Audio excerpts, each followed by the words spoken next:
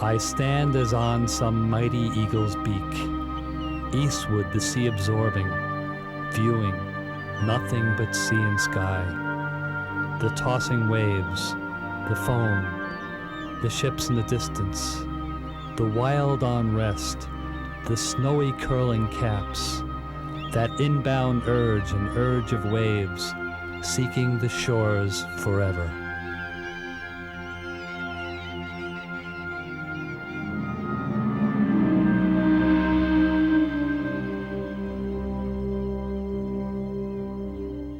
When the Europeans first arrived, this immediate vicinity was relatively sparsely inhabited by Native Americans. The native people did use this area for shellfishing when the shellfish were available.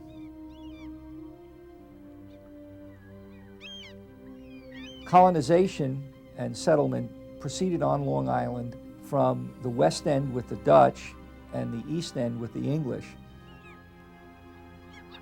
There was free access to the bay bottom for anyone who wished to use to gather the resource.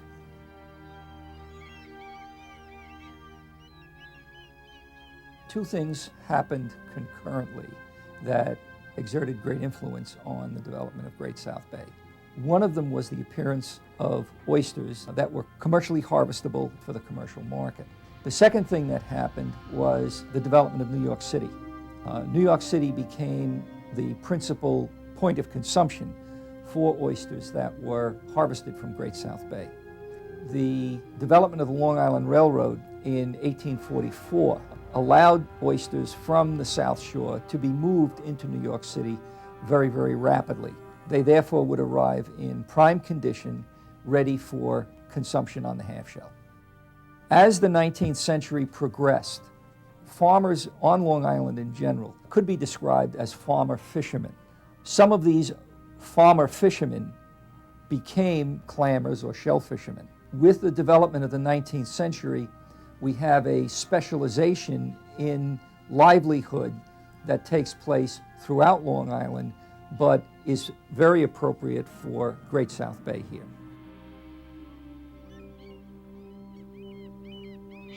There are hundreds and hundreds of people in communities up and down the South Shore of Long Island that say, you know, I used to see Baymen all the time when I was growing up. There used to be killies, there used to be crabbing, there were clammers, there were people going out on the dragger boats day after day, coming back with fish and with seafood.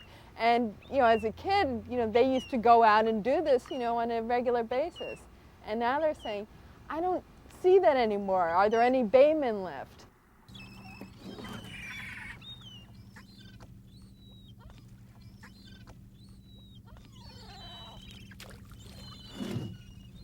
My name is Michael Giffray, 33 years old. We're in Bay Shore at the foot of Ocean Avenue, looking out the Great South Bay. You know, if they asked me what my job was, to be technical about it, I'm a bivalve extractant engineer.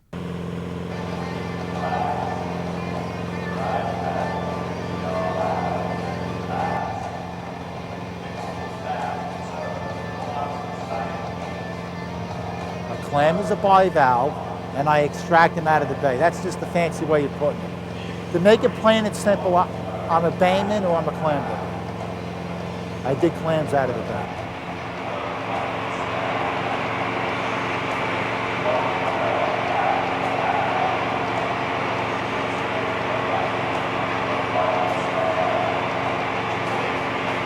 About 6 more minutes, another mile to go.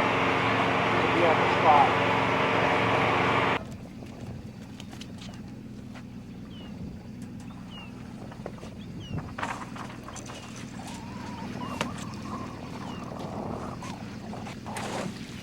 But I was brought up doing this, and this is all I know how to do. You know, you'll work all day, you'll make 150 a day, but you got to work 8, 9, 10 hours a day to do it. You have to teach yourself how to tong by doing, learning by doing. Someone can't tell you how to tong. They can show you what a tong is and say, okay, here are the tongs, you do it, but you have to get the feel of it and learn how to do it. It's like drawing art, you got to learn it by doing. Not that I'm saying get into it and start learning it.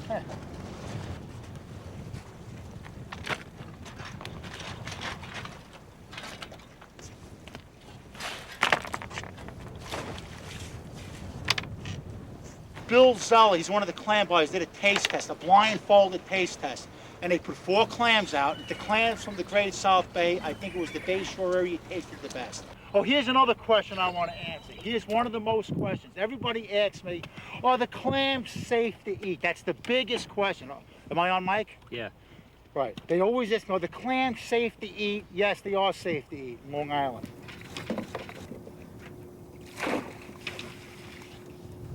A tonger wants an intermediate to a hard bottom, like rocks or chunk or sand, grass, or a tacky mud. You don't want a soft bottom because the tongs get stuck in the gunk mud and you can't get them out. Clamming's good exercise, it's good cardiovascular. You don't deal with the nonsense on land, all the pollution, noise pollution, people pollution. How do you like the weather up there? Like people on land who live in these and got these land jobs, they look at us out here, the Baymen, or just a bunch of bums or a nuisance. And we're not, we're farmers. We farm the bay like a farmer farms the land. And the bay ain't loaded with clams, they're not all over the place. It ain't fun and games out here.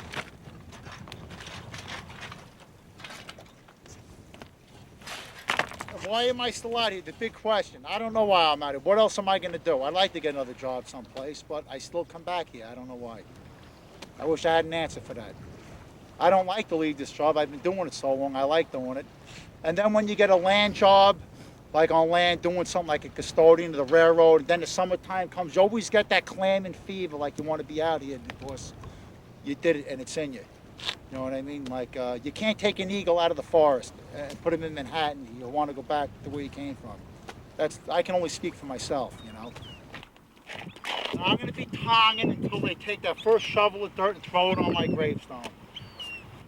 What draws me here to this job is I've been doing it for a long time now. I still like clam and I can still make good money at it for a single guy because I'm not supporting a wife and kid with a mortgage payment in a house. If I was in that scenario, I couldn't do this. But since I'm single, I have no big overhead, I can still come out and do this. But you got to look at reality in the big picture. You're not going to get ahead out here. I mean, look at the whole bay. Oh, okay, turn this camera around. How many boats you see? What does that tell you? Tong in the Great South Bay is over with. I do not see a future in this business at all. There is a chance of the bay coming back, maybe not in my generation, maybe in the next generation.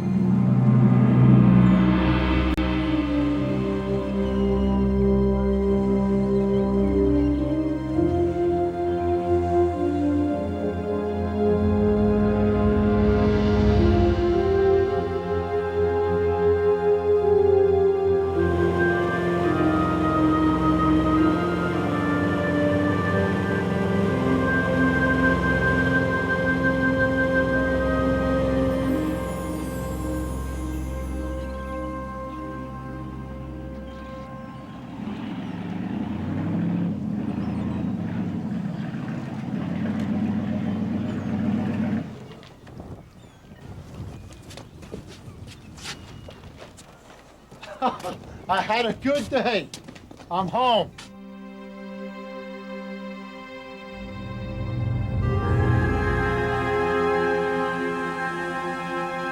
With the development of the 19th century, the bay bottom becomes dominated by oyster companies. The bottom is leased by the towns to specific individuals and eventually companies.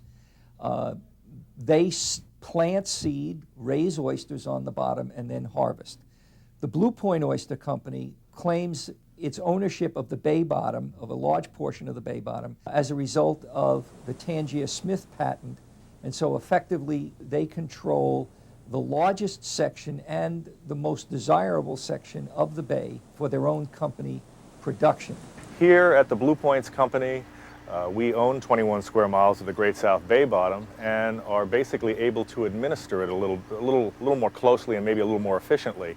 We have large harvesting vessels, escalator dredges. We have a hatchery operation which we use to reseed both clams and oysters on the bay bottom. The small independent baymen basically have their own small boats, their own equipment. They work on public lands. They harvest clams here in the Great South Bay or maybe oysters on the North Shore.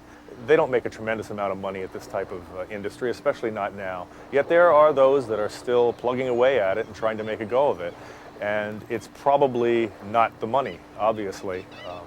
It is the enjoyment of the water, the ability to be out in the water every day by yourself, to have to answer to very few people outside of yourself. You're self-employed, and you are out with nature on the water every day, regardless of how baked you get from the sun. It's an enjoyable experience for many people, and this keeps them going. I do a lot of fish for people. They ask me to do it for them, and I do it. Today I'm doing catfish, and I'll make them like smoked Cajun catfish. We'll put pepper on them and stuff. What I am doing is I'm smoking fish, but what I'm doing, instead of fanning the fire, I'm using an air compressor to blow air to make the heat hotter. Now I just added coal, and I only use fruit woods, cherry, apple, hickory, or peach to smoke the fish. Right there, here is catfish. This will take 1 or 2 more times in there, about another hour and a half. By that time, I'll have the meals done. They'll go in a brine. These will go in the cooling box, and then they'll be done. It's like a lost art. It's not something you're finding down the block here. So I mess with that. I do a good product. They like it. Anything to do with fishing, bait stations, party boats, you name it, I did it. Nowadays, in order to make a living in the fishing industry, you need to wear many hats. You need to do 10 different things, because you cannot just be a fisherman. You cannot just be a clammer. I smoke eels. I catch crabs. I catch eels. I work on a clam boat and catch skimmers. I teach school. You got to do 1,000 different things. A young man couldn't get into business. The only business that is still here is either selling the fish or cleaning the fish, or that's about it with the fish. Nowadays, the party boats, they go around, and the bay around this area it's like a big disco. I said, this is nuts. There's people bumping, going by people, but that's the kind of people they make their money. They come out here, they get themselves a boat, and that's usually the ones that I'm towing off the marsh. Yep, I told you, you gotta stay out of there. And go over and get them, and slide me a couple cold ones, and we'll forget about the whole deal. I've taken more scarabs. I'll tell you what, the ones with the nice looking bikinis on them, I'm gonna run right over there quick, help them out. Ain't nothing wrong with that. We ain't dead yet. Take it easy. These men, and sometimes women, have grown up on the bay helping their parents and grandparents harvest clams for the New York market. And this is the lifestyle and the livelihood that they have chosen, and it is still more or less in their blood.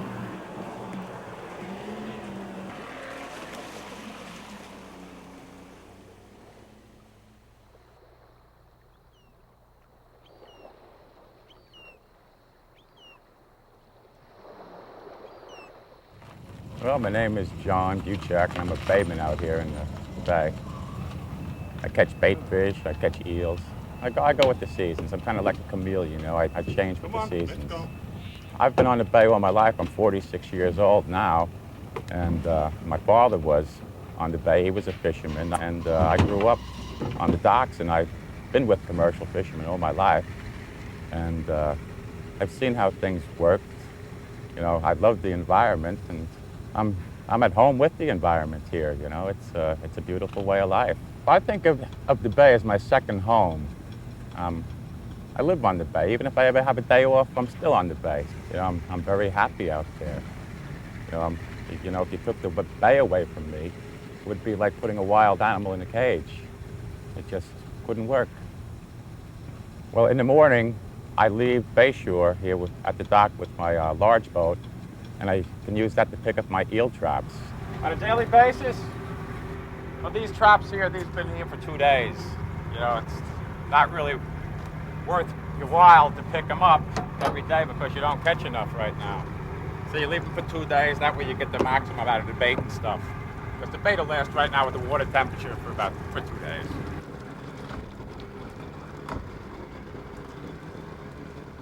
Eels like this around the Christmas holidays are worth quite a bit of money. The summertime, it's very hot, humid, And you have to know where to go at different times because the humidity will actually suck the oxygen out of the water. Not that many baymen left on the bay. We're kind of like a dying breed. The next stop for us is probably the Natural Museum of History. How you doing, Gary? Better day than yesterday? Any of your pots tampered with today? A couple picked, that's about it today. Oh. Mediocre day. A mediocre day? Not too much Yesterday bad, today not so bad. Not too much of a loss today? Too much. Yesterday, Gary wasn't too happy. He came out to pick his traps, and 4 traps were missing. It was stolen the night before. Evidently, when I went home the night before, there was a couple crabbers, sportsmen underneath the bridge, and his traps were next to the bridge. And there was 2 boats in that vicinity. The next morning, 4 traps were missing. Clams disappeared. The water's getting dirty every summer. How come they put all that money on the North Shore? They don't put nothing over here. They give us pollution and harassment. That's all they give us. It's pollution and harassment. Yeah, we got the college whiz kids running everything. They should hire somebody like you or I, Joe. I worked for the town of Islip being a bay constable, I guess about 20 years ago. And back then there was about 2,000 clamming licenses issued in the town waters. Now you're lucky to see 50 of them on a good day. You won't even see 50, probably a half a dozen. The fishermen aren't making the money, it's the guys that are selling it. You know, it's the middleman and the guy on the end that makes all the money. The fisherman always gets the raw deal. They always give you an excuse. Oh, the market's flooded, we can't move anything. You know, it's always some type of an excuse. Whenever you think you make a couple dollars, you don't, because they give it an excuse.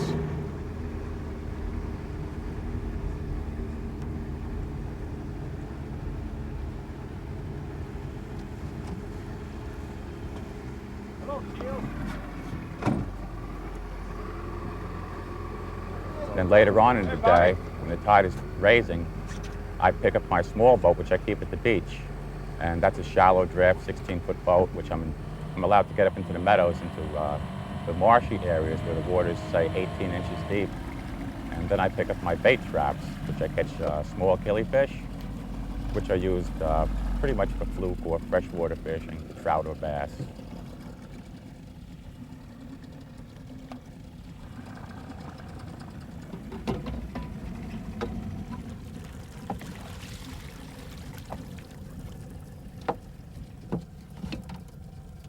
Not so good. Had an eel in this one. Killies were afraid to go in because of the eel.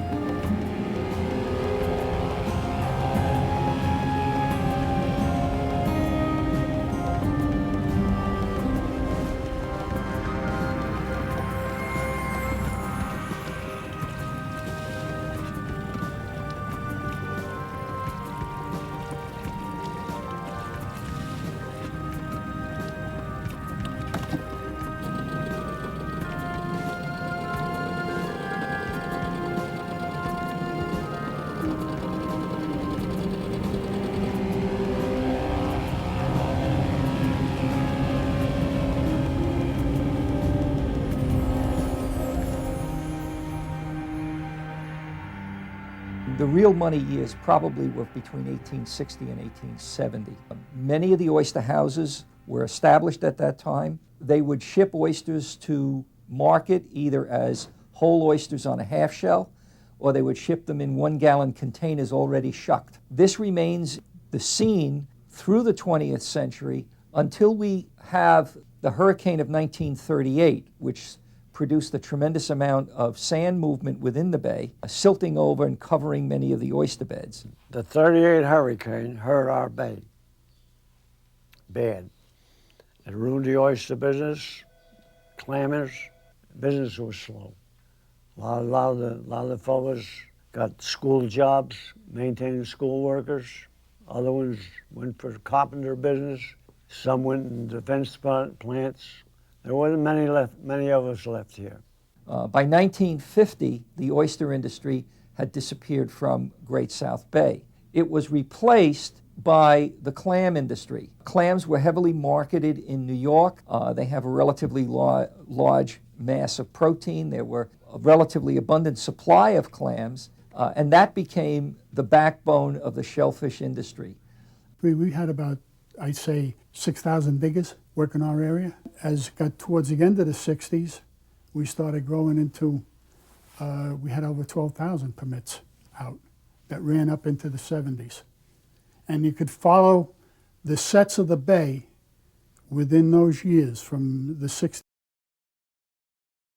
It went from Patchogue, and then they moved down because there'd be another set in Bayshore area. Then they went into Babylon area. And at one particular time, you could almost walk boat to boat.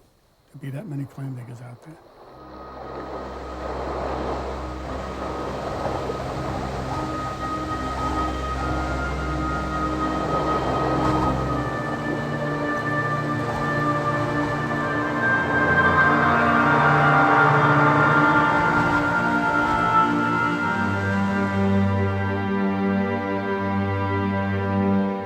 My name is Tom Cuna. I've been a bayman here all my life. I started out when I was approximately 7 or 8 years old. I was basically a clammer for about 20 years, some eeling and some bait, but it was mostly from clamming.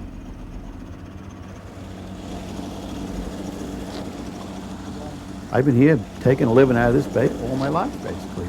I have a lot of respect for the bay. Most of the baymen do. At one time, this place here was the hard clam capital of the world, right here, the Great South Bay. There were eels, eels were plentiful. They were thick. There were plenty of clams. The bay was full of turtles. Very rarely now you see any turtles. There was more of everything, more wildlife. At one time there was 3,000 clam diggers here. Now there isn't 30. The bay has been totally wiped out. It's a shame, but if it wasn't for the crabs, this place would be like a parking lot out here, and that's the truth. Yeah, you've got to always, kind of got to always keep the gear on the move because the crabs never stay in one spot for more, for more than a week or two.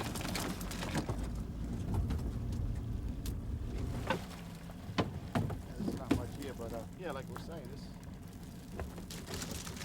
this is probably the end of the line. I'm probably going to be one of the last guys here. This is hard work, and the financial rewards are not that great for this. And it's a lot of aggravation some days. Today, so far, we haven't had one pot open. Some days you'll go, the whole damn string is open.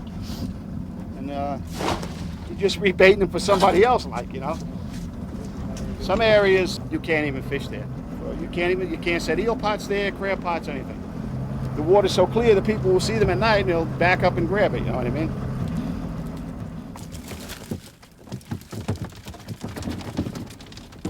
Certain times of the year, you've got to be in certain spots, For the crabs, for the eels, mostly for the eels. And somebody comes on top of me here, I get pissed off, Like I say, it took me all my life to learn how to do it. I don't want some young upstart jumping on top of me. I've been here like 30 years. This is my territory. It's not a law, but it's the way it is. Basically, everyone will abide by that, you know what I mean? You get a couple of guys that have been around only a few years, you got to kind of explain it to them. I was talking to my friend the other day, and he told me he had a couple of lobsters with bands on them, and I didn't believe him. Well, here's one. Now you tell me how the hell he got out here, I don't know, Yeah, I mean, where are they coming from? Lobsters, I mean, I've caught an occasional lobster in the bay. Maybe in my whole life 5. And but this one, I mean, evidently somebody dumped a load of lobsters for some reason. And the poor things are going to starve to death, you know what I mean? They got the rubber bands on them. Yeah, that's like the mystery for this year, you know, where'd the lobsters come from? Yeah, I don't know. Well, it adds to the dinner, you know. How you doing, Ed? I have everybody cramming. Yeah, right. They want to get in on the big money. Yeah. It's Eddie Sevlis. He's been here, I guess he's been here over 50 years, digging clams. Right in the same area, too. I know he's around 80 years old. I'm not sure, but if you get real close to him, you would never know he's that old. If you don't make big bushels, you'll hear about it, you know. This is the tricky part. Got him. This is probably going to be the end of the line. Like me and a few of the older guys, there's no more young men coming into this business. For the simple reason that you can't make any money anymore. So I figure I will be here until the day I can't do it no more. For the simple reason is I was here in the good times, and I made a little money here. In the last 10 years, though, it's been steady. It's a backwards trend, and not only here, the whole industry, I think. So, the guys I talk to, my friends, the guys that are honest, it's been a struggle, you know. I know I am a Bayman because I've been a Bayman so long, that's all I know how to do now. I guess I wouldn't trade this life for anything. I'll never do nothing else. I couldn't even think about doing anything else. This has been my whole life. I'm a Bayman now. I've always been a Bayman, and I'm going to be a Bayman until I die.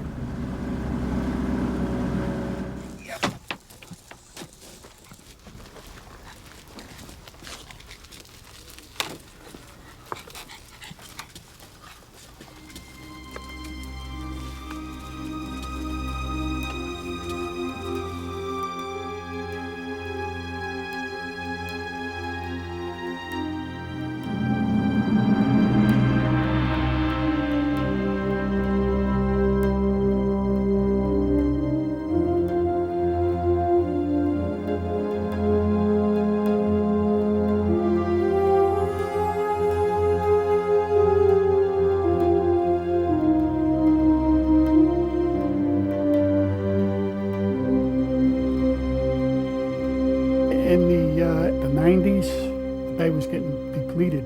The industry really went down in the 90s. Overharvesting with any communal resource is always a danger, and shellfishing on Long Island is endangered because of it. This industry is not important now economically. At one time it was. At one time it provided a good living for a large number of people. When I went to college, I would say probably 20 to 25% of the kids that went to college earned their money out here on the bay. That was the way they earned their money. They would make $2,000 or $3,000, which is not $2,000 or $3,000 today. That was big money back 30 years ago. We supplied 70% of the clams to the United States. It came right out of this bay.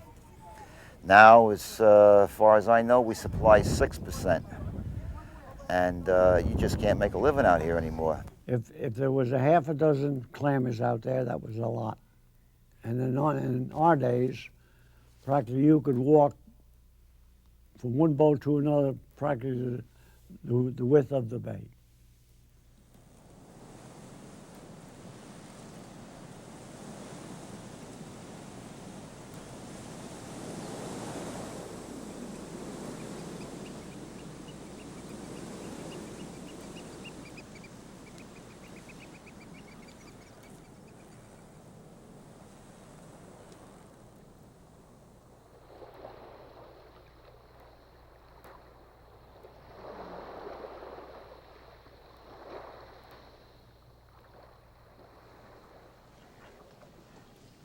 So there will always be these people who will practice this tradition as long as there is any kind of a return, even if it's not enough of a return to support their entire lifestyle.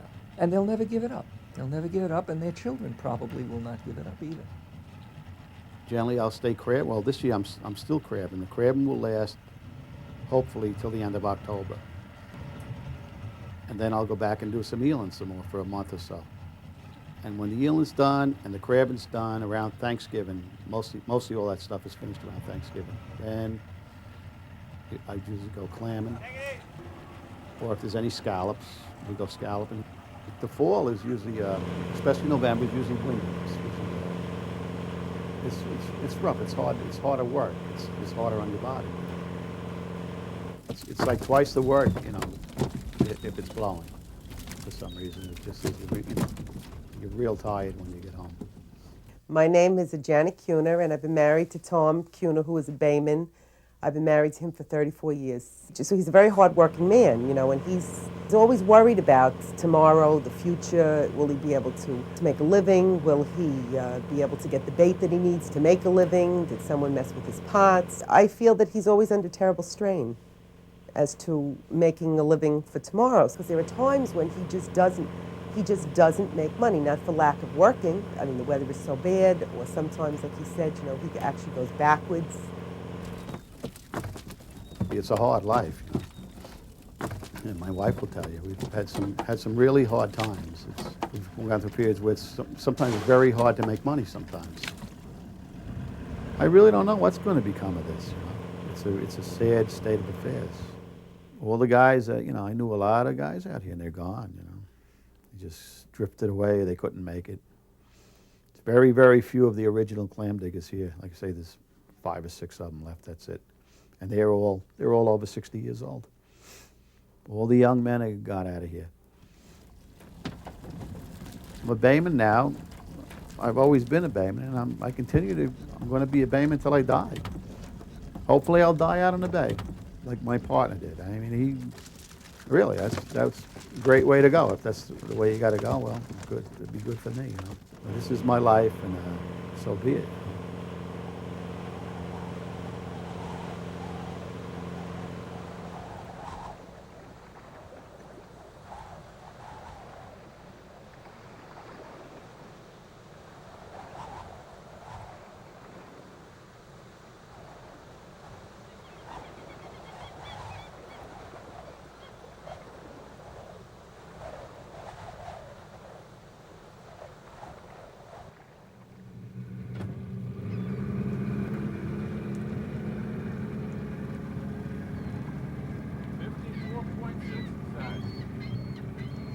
When the water cools down, there's more oxygen in the water, and you have to go by water temperatures. Once the water temperature goes below 50 degrees, this bay is basically dried up. Everything is going into a state of suspended animation. Everything's hibernating.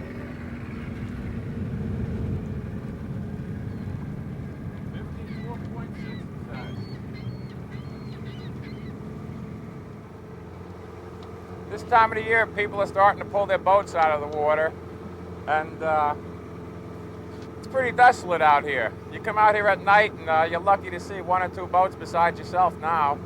In the summertime, the boats are all over the place. 2 weeks from now, there's hardly going to be anybody left out here. Well, we're going to try to catch a few eels. You know, I don't know how good it's going to be with the water temperature chilling off, but you know, I don't really expect that much, but whatever I catch, I catch. Well, with the wind chill this morning, it's about 20 degrees out here. You know, it's air temperature's probably around low 40s, 41, 42. And I'll tell you, with the wind like it is, it whips that chill right down into the bottom, and the eels feel it. Now this part should be a little better, because the eels will probably run to the cabbage for the warmth.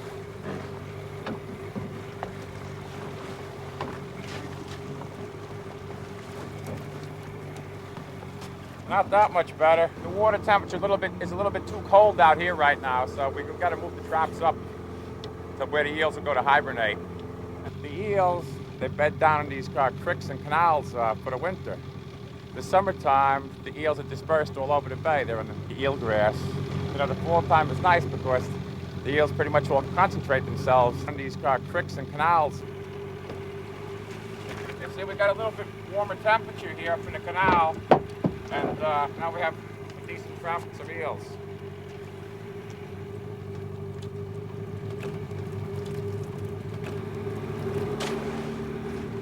The nice thing about this time of year, too, the people don't yell at you as much.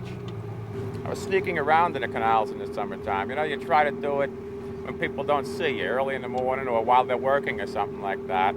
In the fall, it's safe to put your traps up here because the people aren't going to holler at you and stuff. But in the summertime, during the boating season, they feel that they might get one of these traps caught in their propeller and it might do damage to their boat and stuff. So, you know, it wouldn't really happen, but you got to keep the people happy too. Otherwise, they'd be calling the cops on you. So, I know what my traps are because I pick up on different points, you know, certain things that will stick in your mind. Now, when I come back to pick up this trap here, there's a little brick and stucco building, and I'll remember that I put a trap right next to the brick and stucco building. Maybe I can get a couple more days out of it. It's time for everybody to pack it in. People will be pulling their boats out of the water this coming week. 2 weeks from now, there's hardly going to be anybody left out here.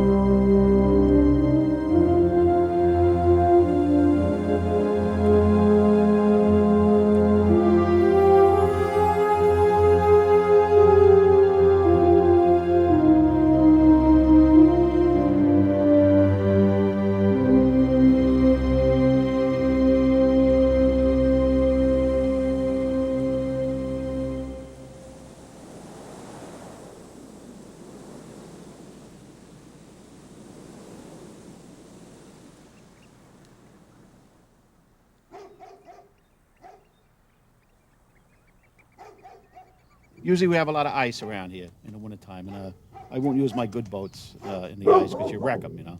So this boat here, I built this like 15 years ago, and it lasts a long time because I only use it, you know, basically in the wintertime. This is the pots here, you know, eel pots. Pots, I don't have many left after this year. They were kind of shot, and I lost a lot. These pots here, I've like evolved into this. This is my own design here, and no one else has pots like these probably on the whole East Coast. And everyone that goes eeling, their pots are a little different. And like I said, everyone thinks they have the best pots, you know what I mean? If we have a lot of ice in the freezer, this is where I spend my winter most of the time. Either building new pots or repair some of the old ones, you know. This pot is strictly an eel pot. That's all I use it for is catching eels. That's it. It was an old Swedish man lived on our street. He gave me a couple, you know what I mean? And told me what to use for bait and showed me how to set them. And that's how I kind of learned from him and some other guys, and certain things I learned on my own as I went along. You have to have a lot of knowledge, you know. You got to remember all this stuff. I've been messing with these things, I guess, 30 years, and I can catch eels when no one else can catch them because there's many different baits that you can use, but you have to know what time of the year to use that certain bait. There's a couple guys that they want a little information, but I won't. You know, you got to be kind of stupid to give your competition any ideas. You know. Perfect. Last year was pretty lousy, but I'm hoping for a better year this year. But you know, you never know. See what happens.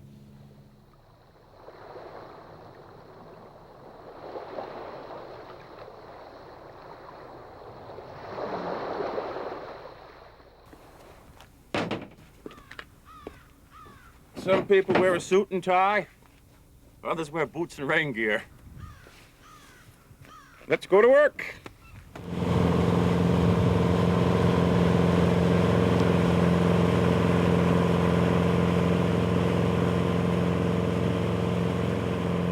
Well, what we have here is our crab dredges.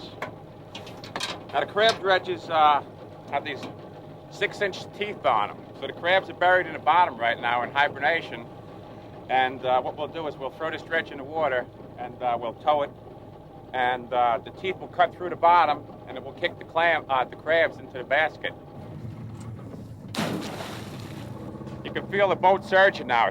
The dredge finally sunk into the bottom. In the winter, there's a lot less traffic out here. It's pretty much you have to bait it yourself. For some days they're halfway decent. You know, I can make a few bucks a day in the winter time. It's nothing to compare with the summertime, though. The summer is much better. You make a lot more money out here in the summer. This is just something to do when I'm not building equipment. I'm out here dredging crabs and whatever have you. Not so good.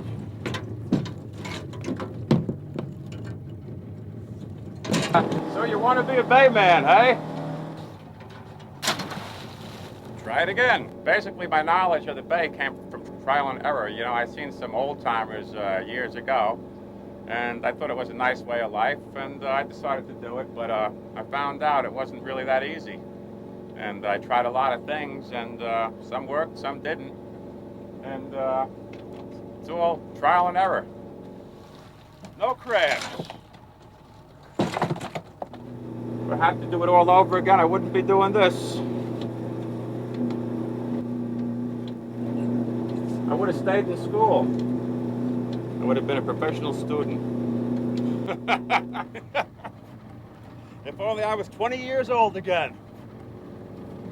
I have secrets that nobody else knows that sometimes gives you an edge. Like, for example, when eels first come out of the mud in the springtime, the eel's senses are still pretty numb. So you want the eel to smell something, so you have to have a bait with a stronger smell. You know, it took me about 15 years to find that out, but I found it out, and I'm pretty successful in the springtime. Now this crab here, this is what you would call a number one crab. Any crabs over 5.5 inches point to point is considered a number one. If I was doing this in the summertime, there would be too much boat traffic. A lot of times, like, I'll leave the wheel and I'll be culling out my clams and crabs, and the boat will still be in motion. In the summertime, I couldn't do that with the boat traffic out here. I might run somebody over. Almost got gas money.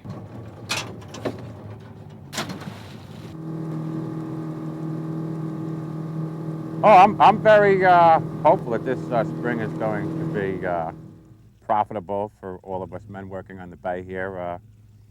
It's been a decent winter, and hey, I'm looking forward to it.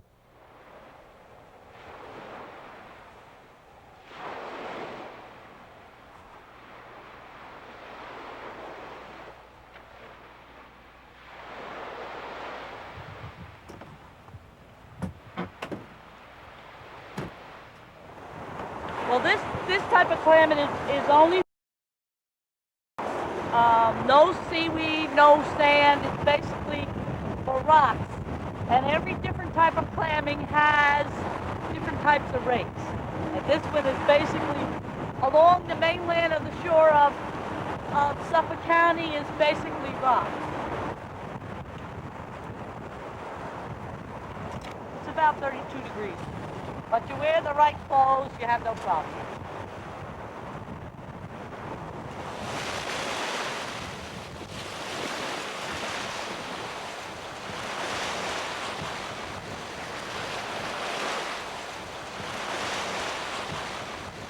My father was a fisherman and my brothers were clammers and fishermen, so it's a family thing. Most of these communities, in fact every one of these communities on Long Island, were all started through fishermen. And seeing my father was a fisherman, I went to fishing. I'm a third generation bay person. I'm out here for the love of the bay. And many years it has made me a very nice living that I could bring up my family on. The freeness of being out there, like a farmer farming his land and getting a good return and the enjoyment of doing it and giving the people the most healthiest product you can give. Well, the same with a bayman. When they're out there and they've clammed all day and they come home, you've got to know you had a wonderful day and you're bringing them a product that is the healthiest in the world, basically. It's a good feeling. When we were kids, we would catch 5 bushels of these. 5 heaping bushels from maybe 7 o'clock in the morning to 2 in the afternoon. Now I could work from 7 o'clock in the morning to 8 o'clock at night and I won't get one. And we feel, the baymen feel, that the ground tide and the condition of the water, when it's spawning time, the ground tide comes in and it doesn't allow the clam to spawn off. We were too busy worrying about the next day's work than watching what was going on. We didn't realize the importance of wetlands, but we know it now. but it's a little late.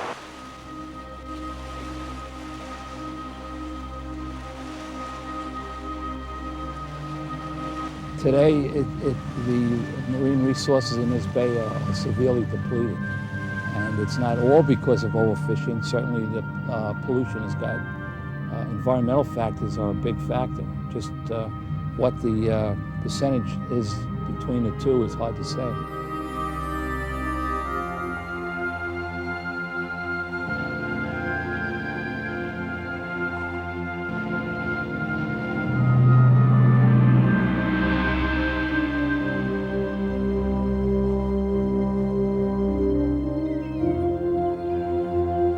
They always say that the health of a community can be measured by those that have the most precarious situation. It kind of reminds me that it takes a whole village to care for a child.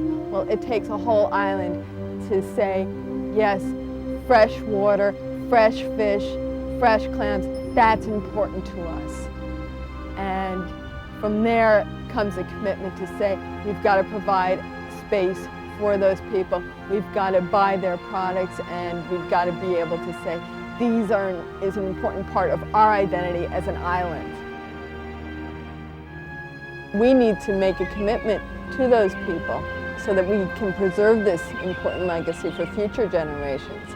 It's very important for the people that are still doing this to know that there are others who are with them, in their battles.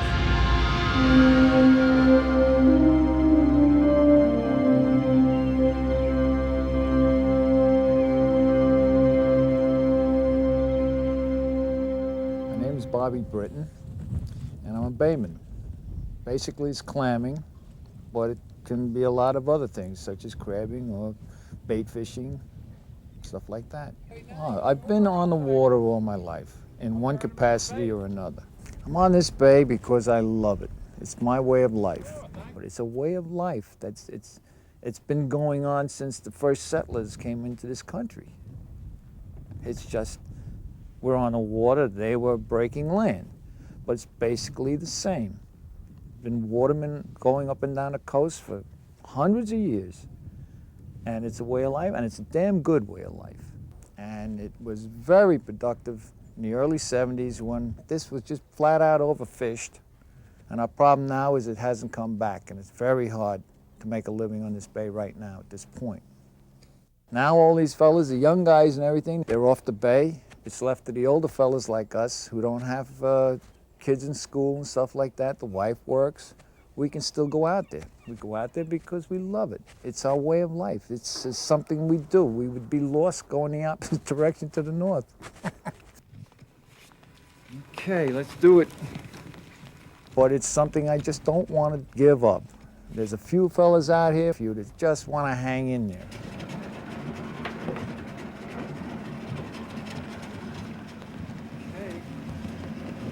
Out of here. There are risks, and you feel very satisfied, and it builds character when you get yourself home, get yourself out of dangers and stuff like that. Everybody that's spent any time at all on the water has had those problems, have worried about getting home for sure, and whether they were going to make it or not. And what we try to do in the wintertime is we buddy up. We put two men on a boat. In case somebody falls on the ice or slips and falls in the water. It's very hard to get back on those boats in the summertime, and let alone in the wintertime when you got a lot of gear on. Falling overboard is one of the dangers in the wintertime. Today, trying to catch some of these clams.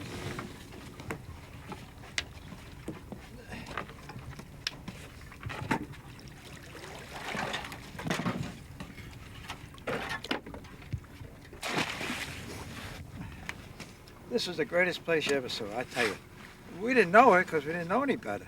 But we had abundance of clams, abundance of soft clams, crabs, fish. I mean, it was just beautiful. Now we realize, we look back, what we had.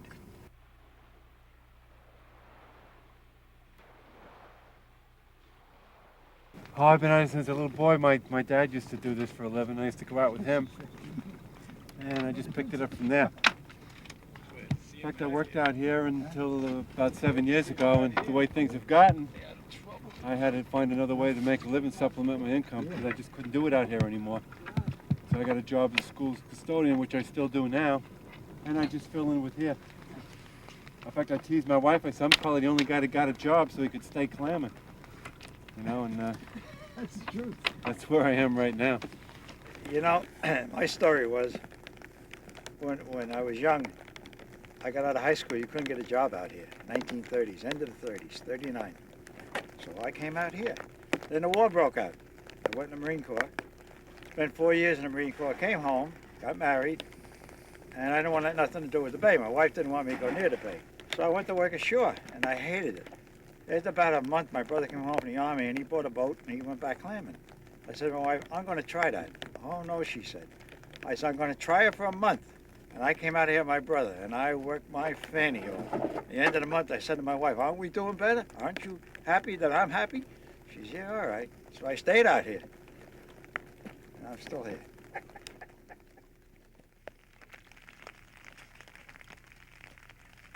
Kind of guy that's coming out here doing this, you got to be able to handle good weather, bad weather, being hurt. Because, you know, you're working for yourself. You don't stay home when you got an arm ache or a back ache. You rub it, take a good hot shower, and keep on going. Otherwise, you're going to starve to death. And then, in good times, you got to put a few bucks aside.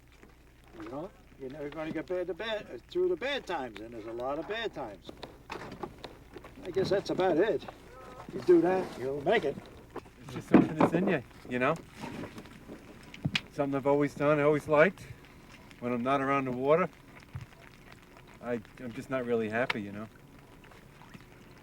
I'd rather starve working out here than going and taking a job in the city or someplace where you do the same thing every day, you know? There's no challenge. There's a challenge out here anyway. I certainly do feel responsibility to this bay, and we do everything we can to preserve it.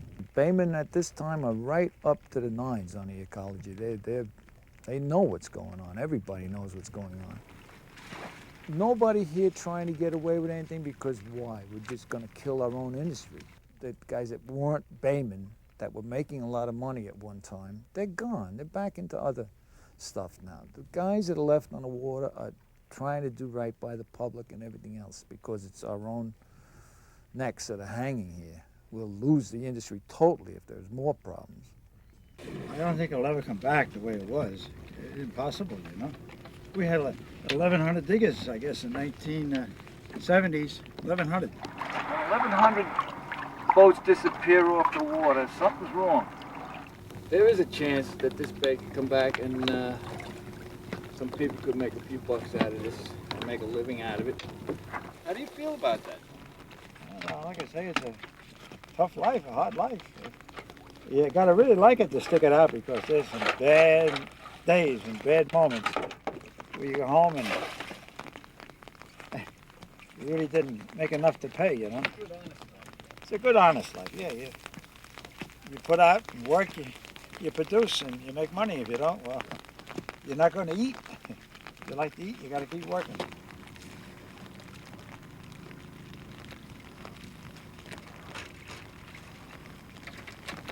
We're doing something that's been here since before the Indians, I guess.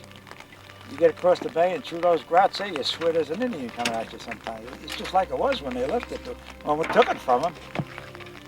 And I don't know, it's just a nice feeling out here. But you got to make a living to enjoy it. And that way your life is slowly going away from us. What the answer is, I don't know. But I'd like to see some of the young fellas still enjoy what we did during our lifetime. And perhaps it will come back.